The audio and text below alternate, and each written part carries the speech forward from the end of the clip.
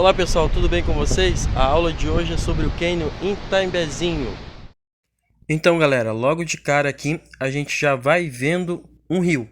Por que a gente está vendo a água primeiro? Porque o rio, a partir da erosão fluvial e o intemperismo, principalmente o físico, vai ser o grande responsável pela formação do cânion.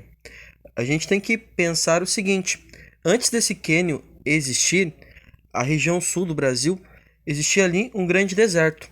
Então esse deserto estava aí por milhões de anos. Então o que vai acontecer? Vai acontecer o seguinte: o Brasil, há mais de 100 milhões de anos, ele acaba se separando da África. Ao se separar da África, eu vou ter um evento geológico muito importante, que é o vulcanismo. Esse vulcanismo, que vai liberar a lava, vai cair, vai se esparramar em cima desse deserto. E esse deserto, ele vai ser pressionado, compactado e vai dar origem a um tipo de rocha chamado arenito.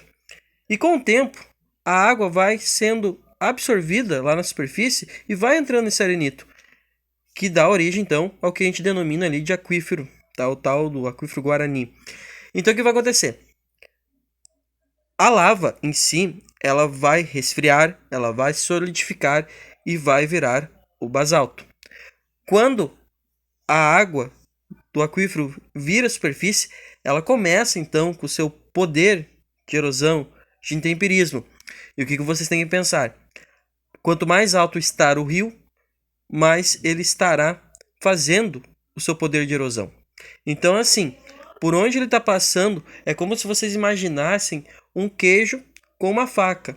A faca corta rapidinho o queijo. Então, durante milhões e milhões de anos, o rio foi esculpindo o relevo de cânion, que é um vale. Vocês podem observar nas camadas rochosas as cicatrizes do vulcanismo, tá? Os diferentes vulcanismos que aconteceram em milhões de anos de atividade geológica aqui na nossa região. E lá no fundo tem o rio. Esse rio ele é chamado de Rio dos Bois. Por quê? Porque no início ali da colonização, muitos bois, no caso, né, acabavam caindo dentro do cânion. Por quê? Porque aqui tem muito fenômeno da viração, a neblina, o tempo simplesmente ele vira assim como do nada e ficou então conhecido como o Rio do Boi. Só para lembrar vocês, ou avisar também, há a possibilidade sim de fazer uma trilha ali, uma das trilhas mais famosas entre o Rio Grande do Sul e Santa Catarina, que você acessa pelo município de Praia Grande. Vocês podem observar também a formação vegetal. A formação vegetal varia: campos de cima da serra, Mata Atlântica, presença de araucárias. Tudo estará relacionado à quantidade de umidade, à questão do sol, à questão da temperatura. Outro detalhe importante: quando a gente olha o cânion, vocês têm que pensar o seguinte: o topo do cânion ali, onde tem a parte plana, a gente pensa no seguinte, na questão territorial, é o Rio Grande do Sul. Os paredões do cânion, tá? É a linha que vai dividir o Rio Grande do Sul de Santa Catarina. Então, o interior do cânion é Santa Catarina e o topo dele é o Rio Grande do Sul. Tem esse detalhe bem interessante na questão da divisão política.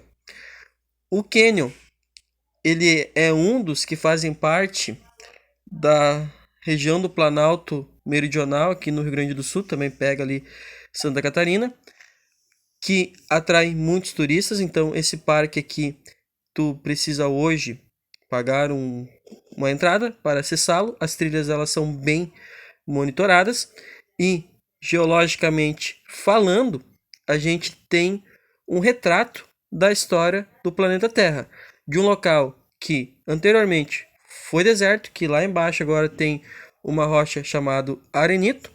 Brasil e África, pela dinâmica das placas tectônicas, surge então um limite divergente que vai separar os dois continentes, vai ter o vulcanismo, esse vulcanismo vai criar o basalto e depois a ação do rio principalmente vai abrir esse buraco, essa cratera no relevo, formando o cânion Itambezinho. Certo, galera? Um forte abraço, curte aí, aqui um pouco da área mais plana, com a presença inclusive de araucárias. Um forte abraço, até a próxima.